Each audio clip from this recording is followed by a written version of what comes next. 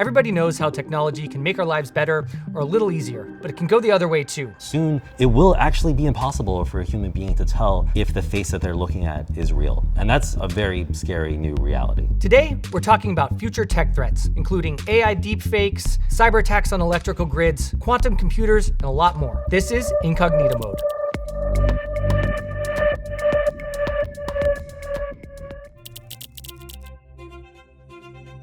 One of the doomsday scenarios that experts have worried about for decades is a major cyber attack on the US electrical grid. Now, Andy, you've written in a literal book about cyber attacks on electrical grids and the hackers behind them. Tell us about that. As with so many of these different kind of future threats, we've already seen it play out in Ukraine, which is so often the canary in the coal mine because it is so targeted by Russian hackers. And in fact, we've seen one specific group of Russian hackers called Sandworm cause blackouts 3 times in Ukraine, the only hacker-induced blackouts in history. The first one of these was in 2015. These Russian state-sponsored hackers broke into a collection of electrical utilities in western Ukraine and turned off the power for 250,000 Ukrainian civilians. Then they did it again the next year in the capital, this time in Kyiv. In that case, they used this kind of automated tool known as crash override or indestroyer. It was essentially a kind of blackout-inducing bots that could open circuit breakers with kind of automated speed. Now, in both of those first 2 blackouts in Ukraine, the power outage only lasted a few hours. But in the second of those 2 attacks, we did also see this troubling tactic, which was that the Sandworm hackers actually tried to disable a piece of safety equipment called a protective relay. They intended it that when the Ukrainian engineers tried to turn the power back on, they might have overloaded lines to cause them to burn or exploded the transformer. And that would have been a kind of physical destruction of grid equipment that could have led to outages of weeks or a month. And that only actually failed because of a tiny misconfiguration in the hackers' malware.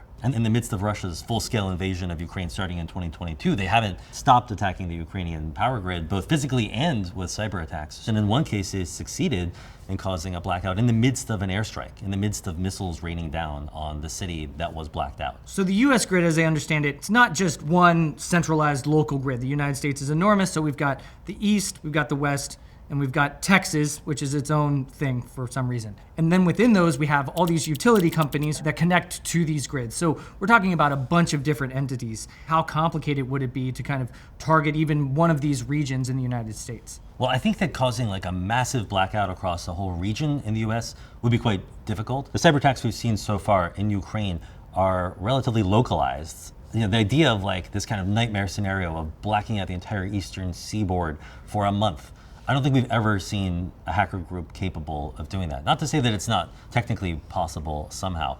But what we have seen that's very worrying is this one group of Chinese state-sponsored hackers called Volt Typhoon gaining access to electric utility networks in the US across the entire country. And it seems that they're trying to pre-position to be ready for some date in the future when they might choose to pull the trigger and cause blackouts, perhaps in many simultaneous cyber attacks. And of course, the date that we have to guess that they're preparing to do that would be on the eve of the invasion of Taiwan, that Xi Jinping, the Chinese head of state, has said he wants the Chinese military to be ready for by 2027.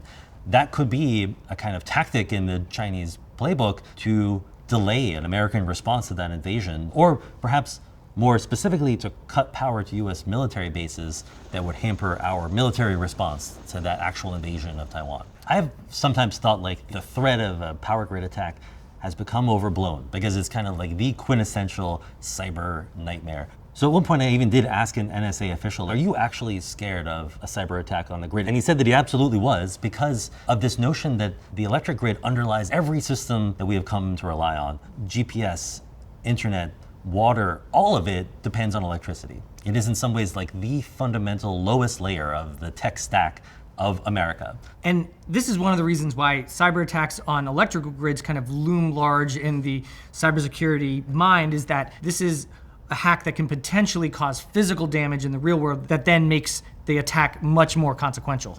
Right. If the power turns off for a few hours, I think we have backup systems. We have natural disasters that cause that. We're ready to bounce back. If transformers are destroyed, however, these are custom pieces of equipment that are hard to replace. We may not be ready for a long timescale of outage against an actual malicious adversary that's still there in the network, still trying to cause more damage. We saw how difficult it was, for instance, for Spain and Portugal to turn the power back on across an entire country. Well, imagine if you're trying to perform that recovery while an active adversary is also trying to sabotage every step you take to recover. Terrifying.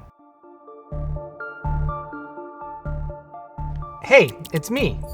Don't recognize me? How about now? AI-generated deepfakes are everywhere on the internet. You've probably laughed at ones of politicians or celebrities, but did you know these tools can be used for nefarious purposes against you? What in your reporting have you seen deepfakes being used for? Well, we've already seen deepfakes being used for two of the most lucrative form of cybercrime that we know about. One is what people call business email compromise, where hackers kind of impersonate someone inside a company and trick the executives into sending money where they shouldn't. We've seen one company tricked into sending $25 million to a hacker who impersonated an employee. The other is romance scams or other kinds of what people call pig butchering, where a victim is tricked into sending sometimes millions of dollars to a fake crypto investment. I've seen listings on black markets where crypto scammers are selling each other deepfake tools to be able to impersonate someone's face. And both of these are already making tens of billions of dollars in revenue a year. Truly two of the biggest categories of cybercrime in existence, and both of them are going to be absolutely supercharged by deepfakes. Most of the nefarious uses of deepfakes involve scams, people trying to steal people's money. Deepfakes used by scammers can be put together quickly, and they don't have a lot of resources to put into them sometimes. But they can also be used in geopolitical settings, fake news on steroids. Виявилося, не так вже й легко. Я змушений приймати складні рішення. The producers of fake news are able to put a lot of resources into making sure something looks reliable, and it makes it really hard to detect when something's actually fake. Unless you're a digital forensics expert, detecting fake news can be really difficult. The technology is just rapidly improving. It's becoming pretty commonplace to be able to get access to these tools. You don't have to be a specialized hacker or anything to get them. You can just kind of download these tools and use them for whatever means you want to. Definitely. And I think the real-time deepfake video tools that I've seen are not seamless. They're quite detectable for like a not super gullible human being today. But I think what we're talking about is a very near future where these tools are only going to improve, and soon it will actually be impossible for a human being to tell if the face that they're looking at is real. And that's a very scary new reality. You know, one of the ways people protect themselves from traditional scams, even before deepfakes, is you're just familiar with what a phishing email looks like, and you learn to look out for it. But at some point, the fakes become so good, you can't tell what's real and what's fake. I think we're used to telling people too, that's a safeguard, yeah, if you can't tell if this text is fraudulent, then get somebody on a call. If that doesn't work, you get somebody on a video. When none of that works, then we have to come up with new protocols like, you know, do you have some sort of secret code word? Do you check if somebody can remember your last conversation? You know, all of these things, we'll have to kind of figure them out in this new deepfake future. AI has really taken all the headlines as this big emerging technology and all the potential threats around it. Another emerging technology is quantum computing that's continuing to evolve. One of the things that security experts kind of worry about with regards to quantum computing is that it could just break all encryption. What have you seen about this? Right. Well, this is what some people call Q-Day, like this perhaps near future doomsday scenario where quantum computing becomes powerful enough to break these crypto systems that we have built an entire society on. It turns out that there are some kind of post-quantum crypto systems that can't be broken even by quantum computers. So Google, for instance, has been very vocal about switching to post-quantum crypto. Signal, the encrypted messaging app, has also switched to post-quantum crypto. And that ought to be reassuring. But the troubling thing is just how many systems out there may not be using post-quantum crypto. And when quantum computing suddenly appears, they can just all be broken and all of our secrets will be accessible, and it'll be like that moment in Sneakers when like suddenly the entire internet is decryptable. Anybody want to shut down the Federal Reserve? For instance, Bitcoin, we know, doesn't use post-quantum crypto. If a quantum computer arrived today, it seems like somebody would be able to steal hundreds of billions of dollars. Bitcoin would probably go to zero immediately. And that's only going to be fixed when the entire Bitcoin community decides to adopt new crypto technologies and implement them across the network, which is a really big undertaking and may not happen in time. The issue with quantum computers is that they're just much faster at breaking encryption than a traditional computer. While a traditional computer can take over 100 million years to break certain types of strong encryption, a quantum computer can do it in just a few hours. Wired's Amit Kotwala recently interviewed several experts about the coming quantum apocalypse. According to one survey, Experts believe Q-Day is going to arrive by 2035, if not sooner. And some think there's a 15% chance it's already happened. Now, if Q-Day does actually arrive, that means everything from military intelligence secrets to access to critical infrastructure to your own private data and messages could all be exposed. It's not just the end of privacy as we know it, it's the end of any control over all the systems that we use every day. Experts kind of compare this to Y2K, where if you don't remember, Y2K is when the computer systems use 2 digits to denote the date, 00, and everybody was worried that everything would break because the computers would think it's 1900 instead of the year 2000. Now, Y2K has kind of become a joke because everybody pitched in and fixed the problem before it was actually a catastrophic issue. Midnight has come in Russia and there's no Y2K problem at all. And in this case, it's the same kind of situation where we need a bunch of different systems, many thousands, I'm sure, is an understatement. Well, exactly. I think talking about it like Y2K is part of why I've always kind of dismissed this. Like, oh, it's some problem for the nerds. They'll deal with it in time. But the thing about Y2K was that we knew exactly when it was going to happen. This doomsday, we don't know when the deadline is. And in fact, there's some adversary out there building a quantum computer. They know perhaps when they're going to have one, and we don't. And we also don't know if somebody may have actually, even now, built a quantum computer in secret and have the ability to crack all of these crypto systems and access secrets that we can't even imagine. There's basically 2 categories when we're talking about quantum computers breaking encryption. It's keeping of secrets and managing access to systems. If the encryption is broken, then you can't keep anything secret and you can't keep anyone out of any system. And to your point, they would also be able to mess with things, take control of all of the digital systems that control the power grid or air traffic control. It's really hard to imagine the level of actual havoc that they could wreak. And really, like, some other countries could be storing all of this encrypted data that's traveling across the internet and just keeping it and waiting for the day when Q-Day arrives and they have this computer capable of cracking all of that. Yeah, absolutely. You make a great point that the data that's already been stolen is not going to be updated alongside those systems, and so all of those secrets could still be cracked. We really can't move to post-quantum crypto systems fast enough. One of the systems we don't really think about because it's just everywhere and we take it for granted is GPS. If it goes down, things get bad really quickly. And it's not just the navigation app on your phone.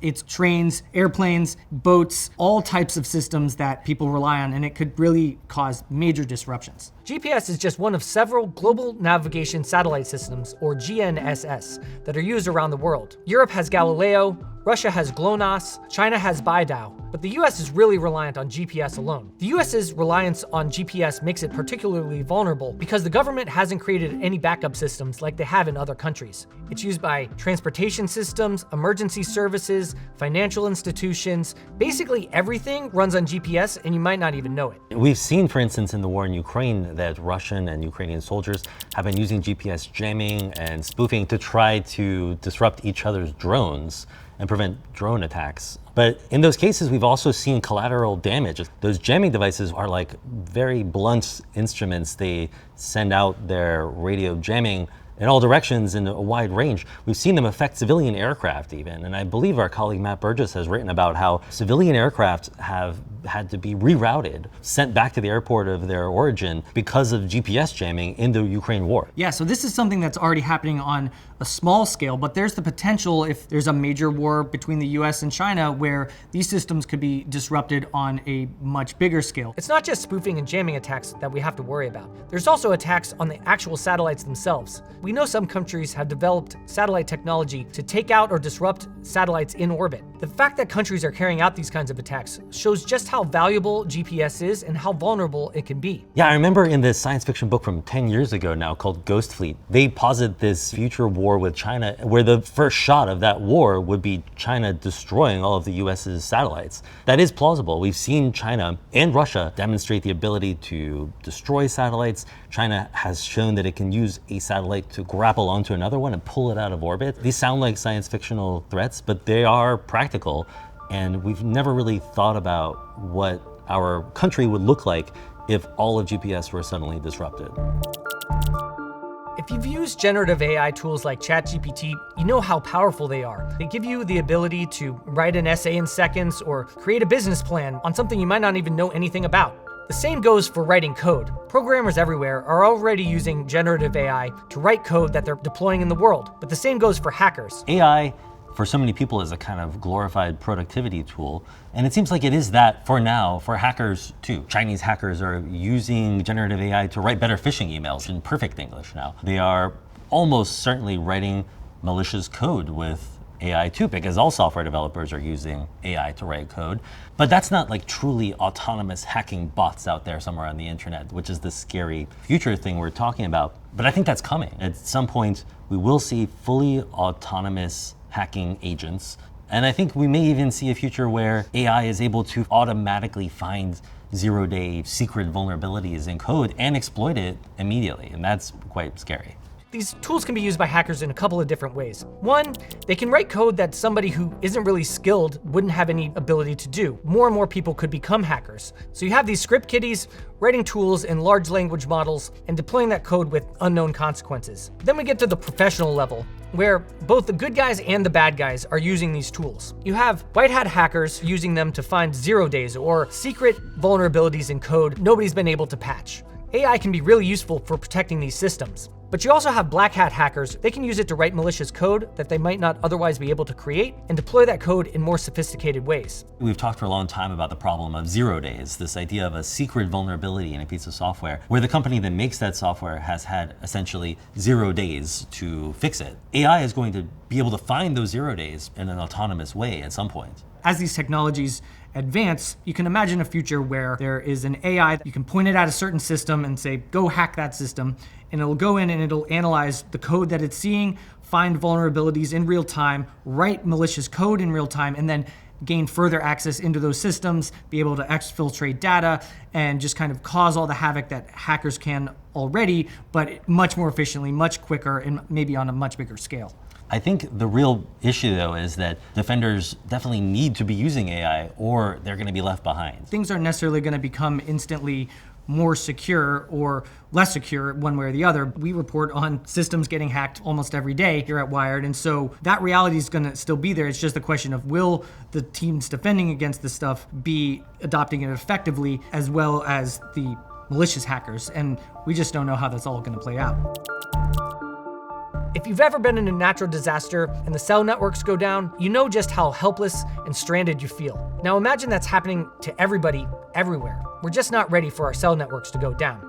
In addition to natural disasters, there have been several cyber attacks on cell phone networks in various countries around the world. There's also been repressive regimes that have taken the cell phone networks down on purpose to quell protests. We've seen a cyber attack launched against Ukraine's cellular provider, Kyivstar, in December of 2023, turn off cellular service to millions of Ukrainians. This was the Russian hacker group Sandworm trying to disrupt the communication systems for the whole populace of the country. And we've also seen governments purposefully turn off cellular access in Myanmar and India and Iran, sometimes for a week at a time, just as a way to quell dissent. We've never seen this happen in the US, but I think we can easily imagine that it's possible, either with insider access or from an external threat. And we've also seen it just happen because of natural disasters and terrorist attacks in the US, where there's a crisis and everyone overwhelms the network just trying to reach loved ones or emergency service providers. And one of the solutions that people have been talking about is like a kind of peer-to-peer mesh radio. Like, I think you've been looking into this. Yeah, we've been looking into this type of technology that's called Meshtastic. So I actually have one of the devices here. And looks like a little pager, if you remember those, but it's basically just a radio, circuit board, and an antenna. These devices come in a bunch of different forms. Some of them look like the old BlackBerry devices. They have actual keyboards. Some of them have touch screens. Some of them are really simple with just like a 3D printed case like this one. Basically, all the devices work the same. Meshtastic is a radio-based mesh network that uses long-range radio to send encrypted messages between devices across distances of up to 200 miles. Meshtastic is an open source software project. It's not maintained by any one company, and pretty much anybody can get involved with the Meshtastic community. Unlike cell phones that connect to a tower to communicate, Meshtastic is a peer-to-peer network, meaning that each device communicates with other devices in the area. You're able to use this without cellular service, without Wi-Fi. You can connect it to your phone so you can text straight from there, and the device itself is what's sending the message. And it's really low bandwidth, so you can't really send much information. But the good thing is that it's really not reliant on any centralized system like a cell network. And the cool thing about it is that you don't have to be within line of sight of the recipient of the message. You just have to be in line of sight of some other mesh-tastic radio so that you can connect to the whole mesh. And then that message gets passed around among all these peers until it reaches the intended recipients. That's the cool thing about it, I guess, is that like the more of these radios connect to the network, the more powerful it becomes. It's still really early days for this. There's not that many people who have a mesh-tastic device compared to, say, a cell phone, of course. But if you live in a city, there's a good chance you're going to have some type of mesh-tastic network already set up, and you're going to be able to communicate with each other. It does seem like this is maybe the first step in creating a system that would survive a larger disruption of centralized cellular service. Mesh-tastic is really useful during, say, natural disasters when the phone lines are down, but it can also be useful if you're just in an area with poor cell coverage, like out for a hike. Mesh-tastic can't replace your cell phone altogether, but it's going to work when a cell phone isn't. This has been Incognito Mode.